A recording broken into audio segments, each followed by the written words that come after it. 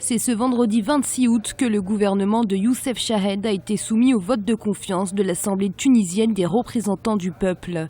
Un gouvernement d'union nationale dont la composition publiée samedi 20 août a suscité critiques et réserves. Pour autant, le nouveau cabinet a obtenu une large confiance du Parlement.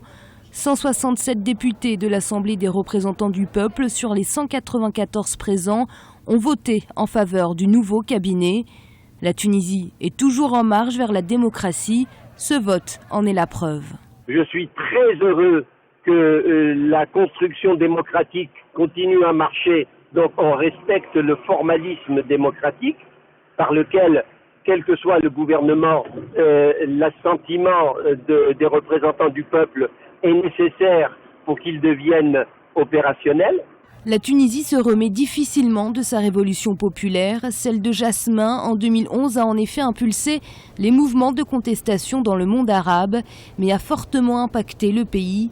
Crise politique, économie exsangue, instabilité sécuritaire.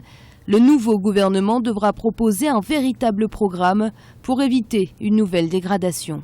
Je constate que l'on reprend les mêmes travers de tous les gouvernements démocratiquement élus depuis la Révolution, qui viennent devant l'Assemblée du peuple et qui font des déclarations d'intention, il faut, il y a qu'à, etc., mais ne s'engagent sur aucun programme.